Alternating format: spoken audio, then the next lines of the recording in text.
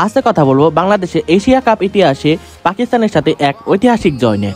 তাহলে চলেন শুরু করা যাক। সালটা ছিল 2016, যেখানে এশিয়া কাপের মঞ্চে বাংলাদেশ এবং পাকিস্তান মুখোমুখি হয় এবং পাকিস্তান প্রথমে ব্যাটিং করতে আসে, কিন্তু পাকিস্তান প্রথম থেকে উইকেট হারানো শুরু করে। 60 বলে 1 রান করে আউট হয়ে যায় মানজুর, এরপরে 8 বলে 10 রান করে আউট হয়ে যায় শারজিল খান, এরপরে মোহাম্মদ হাফিজ 11 বলে 2 রান করে আউট হয়ে যায় এবং পাকিস্তান সম্পূর্ণভাবে চাপে পড়ে যায়। এমনকি সেদিন কামাল আকমারও বেশিক্ষণ টিকতে পারেনি, 11 বলে 4 রান করে সেও আউট হয়ে যায়। কিন্তু পাকিস্তানের হয়ে সরফরাজ আহমেদের 58, শোয়েব মালিকের 41 রানের উপর ভিত্তি করে পাকিস্তান বিশ্বকাপ শেষে 129টা রান করতে পারে এবং বাংলাদেশের হয়ে প্রথমে ব্যাটিং করতে আসে তামিম ইকবাল এবং সৌম্য সরকার, কিন্তু তামিম ইকবাল মাত্র 4 বলে 7 রান করে আউট হয়ে যায়। কিন্তু বাংলাদেশের অপর প্রান্ত আগলে রেখেছিল সৌম্য সরকার, কিন্তু অপর প্রান্তে থাকা সাব্বির রহমান বেশিক্ষণ টিকতে পারেনি, 15 বলে 14 রান করে সেও আউট হয়ে যায়। কিন্তু বাংলাদেশের এক প্রান্ত আগলে রেখেছিল সৌম্য সরকার এবং তার দায়িত্বশীল ব্যাটিং এর পরে বাংলাদেশ কিছুটা চাপমুক্ত হয়, কিন্তু সৌম্য সরকার 48 বলে 48 রান করে মোহাম্মদ আমিরে বলে আউট হয়ে যায়। এরপরে 15 বলে 12 রান করে আউট হয়ে যায় মুশফিকুর রহিম এবং বাংলাদেশ আবারও চাপে পড়ে যায়।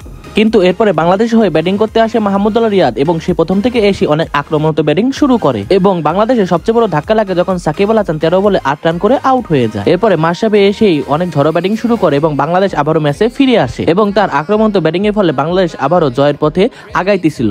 যখন 7 বলে 9 রানের দরকার হয় তখন মাহমুদুল্লাহ রিয়াদ একটি অসাধারণ বাউন্ডারি মারে, কিন্তু পরে বলটি হয় নো বল এবং বাংলাদেশের জেতার জন্য 7 বলে 4 রানের দরকার হয় এবং লাস্ট ওভারে বাংলাদেশের জেতার জন্য দরকার হয় 3টা রান এবং প্রথম বলে মাহমুদুল্লাহ রিয়াদ এক অসাধারণ বাউন্ডারি মেরে এক অবিশ্বাস্য জয় এনে দেয় বাংলাদেশকে, আর এটাই ছিল একটা ঐতিহাসিক জয়।